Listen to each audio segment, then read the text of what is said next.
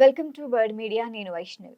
ఆంధ్రప్రదేశ్లో తదుపరి సార్వత్రిక ఎన్నికలకి చూస్తే ఇంకా దాదాపు 3 ఏళ్ల టైం ఉంది. కానీ రాష్ట్ర రాజకీయాల్లో మాత్రం ఎన్నికల వాతావరణం కనిపిస్తోంది.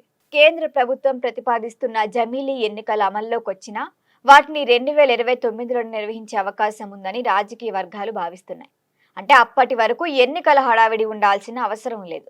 కానీ ప్రస్తుతం అధికార ప్రతిపక్ష పార్టీల తీరు చూస్తే పరిస్థితి పూర్తి భిన్నంగా కనిపిస్తోంది.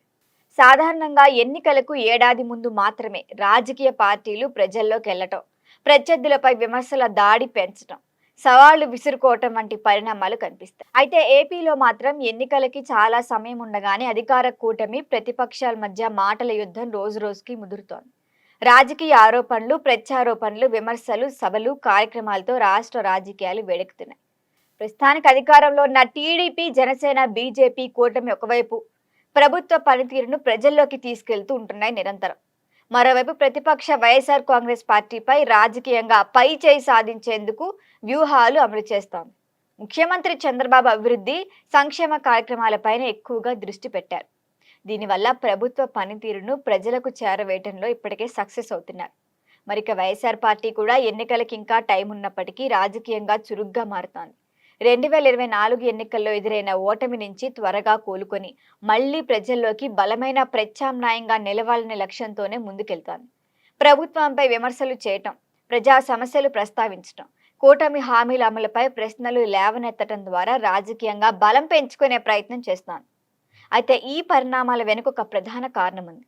సాధారణంగా ఏ ప్రభుత్వమైనా 2 ఏళ్ల పాలన పూర్తయ్యాక ప్రజల్లో కొంత అసంతృప్తి ఏర్పడే ఛాన్స్ ఉంటుంది. అది బయటకు వస్తుంది కూడా.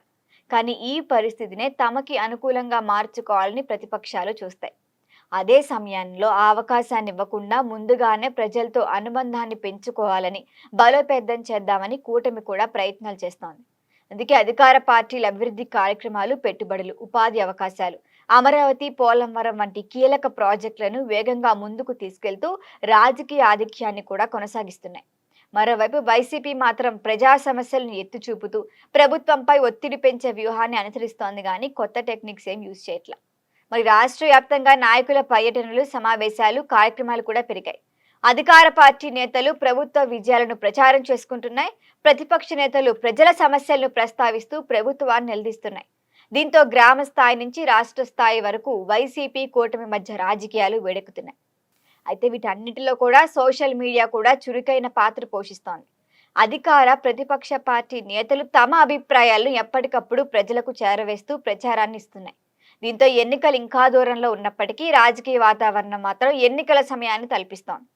మొత్తంగా చూస్తే 2029 ఎన్నికలకి ఇంకా 3 ఏళ్లు టైం ఉన్నప్పటికీ అధికార కూటమి, ప్రతిపక్ష వైసీపీ 2 రాజకీయ వ్యూహాలను అమలు చేస్తున్నాయి. ఓవైపు అధికారం కోసం వైసీపీ, ఇంకో పక్కన నెక్స్ట్ టైం కూడా అధికారాన్ని నిలబెట్టుకోవడానికి కూటమి.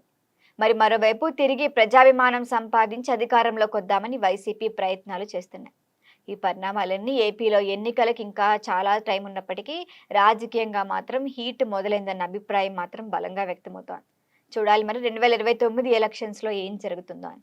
దీనిపైన మీ అభిప్రాయాన్ని తెలియచేయండి. చూస్తూనే ఉండండి బర్డ్ మీడియా. ఈ వీడియో మీకు నచ్చినట్లయితే లైక్ చేయండి, షేర్ చేయండి, సబ్స్క్రైబ్ చేయండి. మరిన్ని అప్డేట్ల కోసం మా వాట్సాప్ నెంబర్ను సబ్స్క్రైబ్ చేసుకోండి.